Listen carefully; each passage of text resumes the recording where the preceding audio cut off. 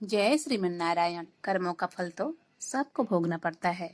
एक मछली लेने के कारण हाथ ही काटना पड़ गया। एक व्यक्ति मछली पकड़ रहा था। मछली पकड़ी ही थी कि तभी एक पहलवान व्यक्ति वहां पहुंच गया। वह बहुत बदमाश था। उसने उस मछली से वाले से मछली छीन ली। पहलवान व्यक्ति मछली लेकर जब जा रहा था तब वो मछली जिंदा ही थी। उस मछली ने उस पहलवान व्यक्ति की उंगली में काट लिया। कुछ दिनों बाद पहलवान को इतना दर्द होने लगा कि वह डॉक्टर के पास गया। डॉक्टर ने कहा, तुम्हें यह उंगली काटनी पड़ेगी क्योंकि इसमें जहर फैल चुका है। मजबूरन बस उस पहलवान व्यक्ति ने उंगली कटवा लिया। 1 महीने के बाद उस पहलवान व्यक्ति को फिर से बहुत जोर से दर्द होने लगा। उस पहलवान व्यक्ति ने पुनः डॉक्टर के पास पहुंचा। डॉक्टर ने कहा, घाव तो आगे बढ़ गया है, तुम्हें पंजा काटना पड़ेगा। फिर वह मजबूरी बस पंजा कटवा दिया। कुछ समय बाद उस व्यक्ति को हाथ में फिर दर्द होने लगा और व्यक्ति डॉक्टर के पास पहुंच गया। डॉक्टर ने कहा, तुम्हारा यह घाव आगे तक बढ़ चुका है, आधा बाजू काटना पड़ेगा। वह पहलवान व्यक्ति को ना चाहते हुए भी अपना आधा बाजू कटवाना पड़ा। उस डॉक्टर को कुछ नहीं समझ आ रहा था। आधा बाजू काटने के बाद डॉक्टर ने पहलवान व्यक्ति से बोला, तुम कुछ ऐसे काम तो नहीं किए हो जिसके कारण तुम्हारा हाथ काटना पड़ रहा है, मुझे साफ साफ बताओ। उस व्यक्ति ने कहा कि मैं करीब 6 महीने पहले एक आदमी से कुछ मछलियां छीन लाया था। उस मछली ने मुझे काट लिया, तभी से यह समस्या शुरू हुई। डॉक्टर ने उस व्यक्ति को कहा, यह तुम्हारे उसी कर्मों का फल है, तुम जाओ और उस व्यक्ति से माफी मांग लो। पहलवान व्यक्ति ने उससे माफी मांगने तालाब में पहुंचा। पहलवान व्यक्ति ने उस मछली पकड़ने वाले के पैरों में गिरकर बोला, तुमने मुझे क्या श्राप दिया कि मेरा यह उंगली होते होते पूरा हाथ ही कट गया है। उस मछली पकड़ने वाले व्यक्ति ने कहा कि मैं तुम्हें कुछ भी श्राप नहीं दिया, मैंने तुम्हें कुछ भी श्राप नहीं दिया। तब वह व्यक्ति बोला, तुमने कुछ ना कुछ तो जरूर बोला होगा जिसका परिणाम मैं भुगत रहा हूँ।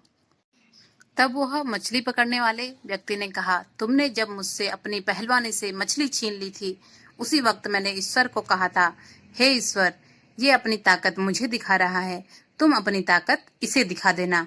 बस इतना ही कहा था।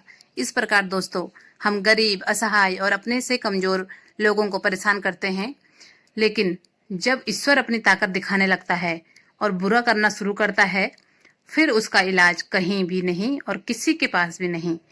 कोई व्यक्ति कितना भी बड़े पद पर, कितनी भी ऊंची हैसियत रखता हो, लेकिन ईश्वर से ऊंचा नहीं हो सकता।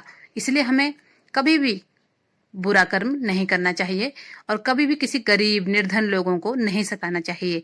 आज नहीं तो कल बुरे कर्मों का फल हमें जरूर मिलता है। 20 साल बाद बुरे कर्मों का फल किस तरह से मिला, ये आइए आपको एक दूसरी कहानी में बताने जा रही हूँ, जो 1984 ईस्वी की बात है। अमेरिका में एक हैरी नाम की व्यक्ति ने एक लड़की से प्यार किया। प्यार करने के बाद उसने उस लड़की को धोखा दे दिया। उस लड़की ने अपने भाई को बताया। उस लड़की का भाई हैरी को मारने के लिए चला गया। उसने हैरी पर बंदूक चलाई। बंदूक की गोली एक पेड़ में लग गई और हैरी गिर गया। लड़की का भाई समझा कि हैरी को गोली लग गई और वह मर गया। लड़की के भाई ने अपने आप को भी गोली मार दी। जब उस लड़की को यह बात पता लगी, हैरी और उसके भाई दोनों मर गए हैं, तो लड़की ने भी अपने आप को गोली मारकर वो भी मर गई। इस घटनाक्रम के 20 साल बाद हैरी को घर में फर्नीचर के लिए कुछ लकड़ी का काम पड़ा। वही पेड़ जिसने हैरी की जान बचाई थी, उसे काटकर फर्नीचर बनाने का निर्णय किया गया, लेकिन वह पेड़ इतना मजबूत था कि उसे काटा नहीं जा सकता था। तब उसको किसी ने सुझाव दिया, इस पेड़ को बम से उड़ा दिया जाए। जैसे ही बम फटा, 20 साल पहले उसके अंदर घुसी हुई गोली निकली और हैरी के सिर में लग गई और हैरी मर गया। कर्मों का फल देर से ही सही, यानी 20 साल बाद मिला, लेकिन उसे भोगना ही पड़ा। इस प्रकार देर सबेर हमें अपने कर्मों का फल जरूर मिलता है। यह न सोचो कि मेरा कौन क्या बिगाड़ सकता है, मैं कुछ भी कर सकता हूँ। इस कहानी से सीख हमें यही मिलती है, इन दोनों कहानियों से, कि हमें कभी भी ज्यादा घमंड नहीं करना चाहिए और दूसरों को नहीं सताना चाहिए। Thanks for watching. वीडियो अगर पसंद आती हो तो प्लीज लाइक और सब्सक्राइब जरूर कर लेना। धन्यवाद।